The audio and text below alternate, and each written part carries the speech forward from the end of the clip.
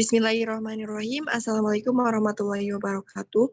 Kami dari kelompok 15, saya sendiri Tri Yulianti 073 dan Rahmawati dengan NPM 174 akan mempresentasikan mengenai studi kelayakan budidaya semut rangrang. Oke, selanjutnya Rahma. Yang pertama ada gambaran umum. Semut rangrang sering disebut juga dengan semut kroto karena menghasilkan telur semut yang biasa disebut kroto. Di dunia barat terdapat banyak nama atau sebutannya, di antaranya yaitu weaver ant atau semut penenun. Nama ilmiahnya adalah Ocopila. Habitat semut rangrang ini banyak ditemukan di sekitar kita. Mereka hidup berkoloni ataupun berkelompok. Semut rangrang sangat menyukai pohon yang memiliki daun lebar, yang lentur, ataupun daun kecil tetapi rimbun. Struktur sosial semut rangrang sendiri yang pertama ada ratu semut. Merupakan salah satu induk semut yang mempunyai ukuran tubuh yang lebih besar dari semut lain. Yang akan dinobatkan menjadi ratu semut adalah semut induk yang melepaskan sayapnya.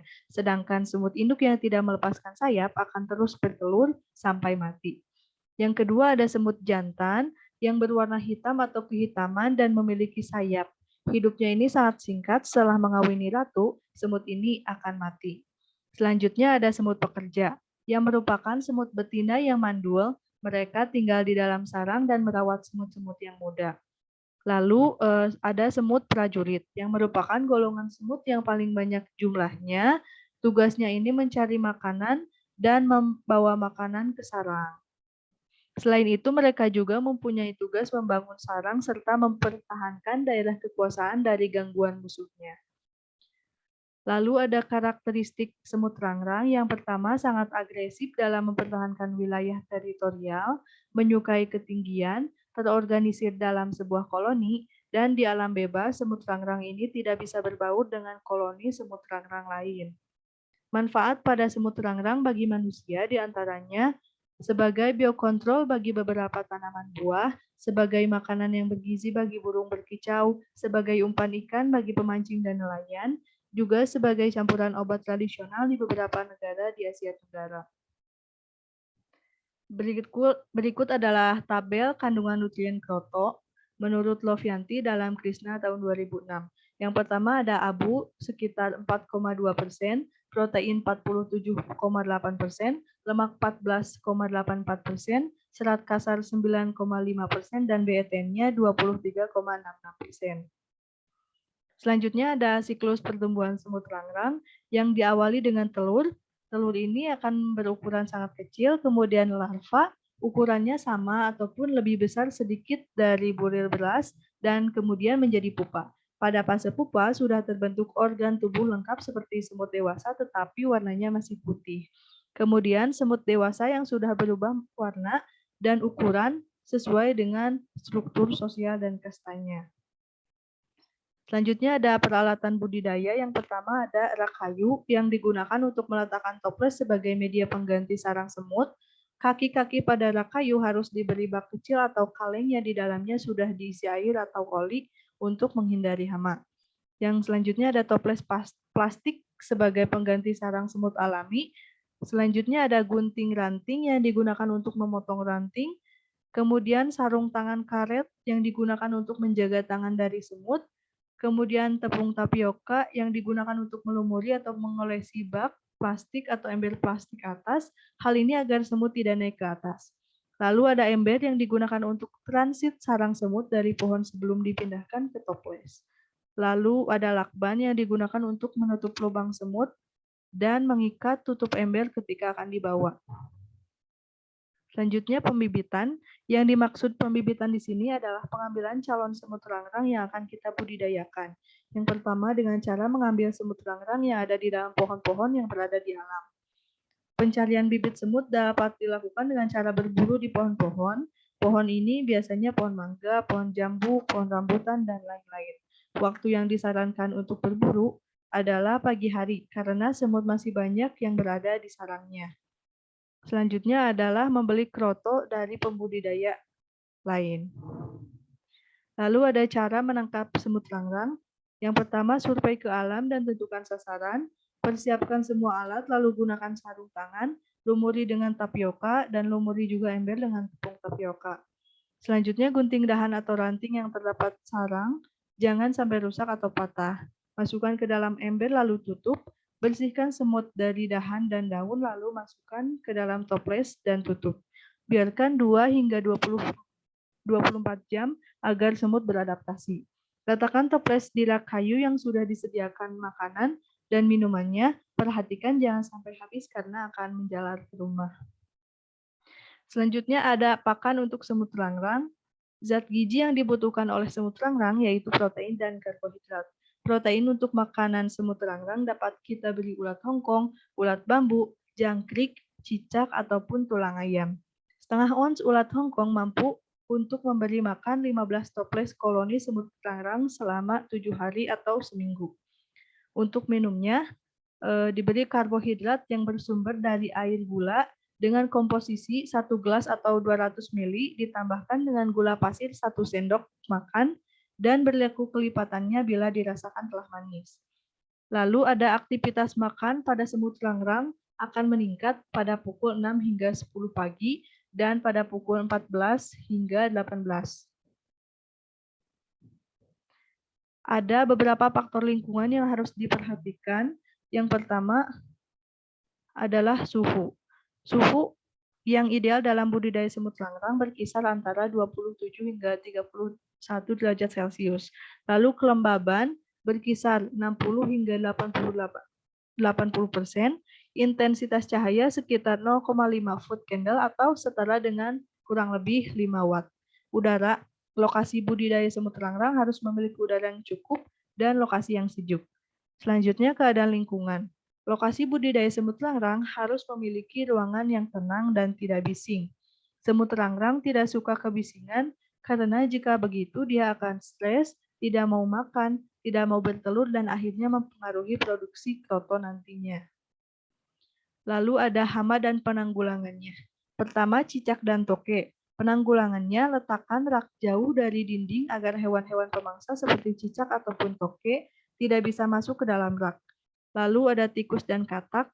Penanggulangannya, sebaiknya rak bagian bawah tidak terlalu rendah agar tikus dan katak tidak bisa masuk atau naik ke rak.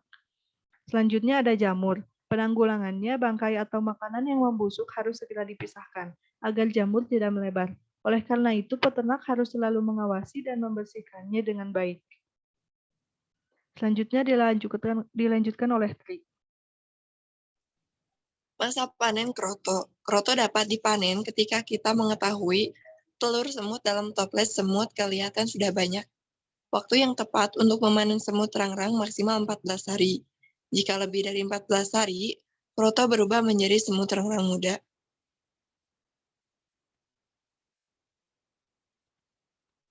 Penanganan pasca panen.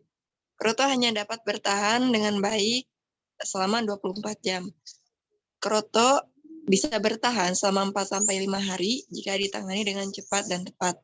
Salah satu caranya adalah menempatkan kroto dalam wadah kedap udara dan menyimpannya pada lemari pendingin. Sebelum kroto disimpan dalam lemari pendingin, sebaiknya dibersihkan terlebih dahulu dari kotoran atau semut yang masih menempel. Strategi pemasaran menentukan yaitu dengan cara menentukan pasar, yaitu toko pakan burung, toko pancing, jual secara langsung kepada peternak burung, menggunakan website dan e-commerce untuk memasarkan produk, melakukan branding dengan baik, yaitu dengan internet dan sosial media yang tersedia. Selanjutnya, studi kelayakan kroto, meliputi koefisien teknis dan zooteknis. Asumsi peternakan ini sebanyak 600 toples semut rangrang.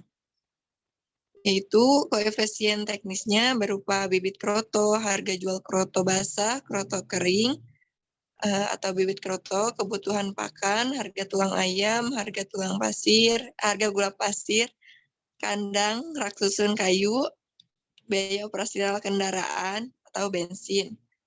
Dan jumlah koefisien teknis berupa jumlah kebutuhan tulang, gula, kebutuhan gula pasir. Koefisien zooteknis.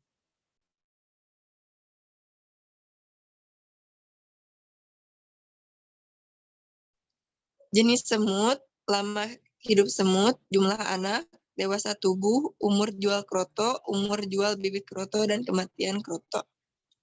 Selanjutnya ada dinamika populasi. Struktur populasi terdiri dari semut produktif, yaitu telur, larva, pupa, dan dewasa. Pada bulan pertama, hanya tersedia semut dewasa yang bertelur. Selanjutnya pada pekan pertama menghasilkan dari 1 toples 250 gram, sehingga dari 600 toples menghasilkan 142,5 kg. Kami hanya menjual dalam bentuk larva, sehingga penjualan dilakukan pada pekan kedua, yaitu sebanyak 95% sebanyak 135 kg, sehingga tersedia 7 kg larva yang akan berkembang menjadi pupa dan menjadi dewasa pada pekan keempat di bulan kedua sebanyak 7,1 kg. Diambil 6 kg untuk replacement stock dan tersedia 1,113 kg untuk dijual atau setara dengan 11 toples. Hal ini berlaku seterusnya sampai bulan ke-12.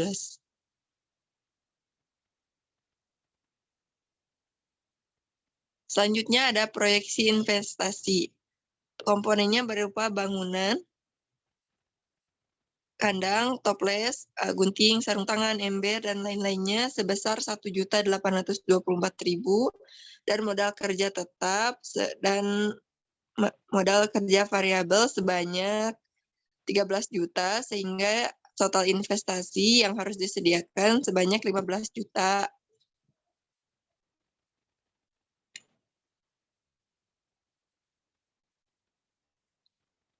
Cash flow. Pada bulan pertama tidak ada penjualan, sehingga inflow yang tersedia yaitu dari modal peminjaman sebanyak 35 juta dan modal sendiri 11 juta. Selanjutnya untuk outflow sendiri 43 juta. Dan saldo akhir 2.296.000.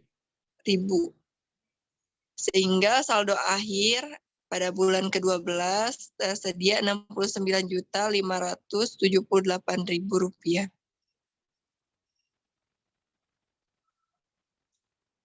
Cost benefit dari kroto basah dan kroto kering yaitu 27.300.000 dan variabel biaya tetapnya 36 juta, selanjutnya 14 juta, biaya variabelnya 768.000 dan biaya total biaya, sehingga total biayanya pada bulan pertama 37.287.000 dan bulan selanjutnya 14 juta sekian. Sehingga net benefit bulan pertama itu dari modal dan bulan selanjutnya 12.533.000. NPV dari studi kelayakan ini yaitu 240.013.757 dan net B per NC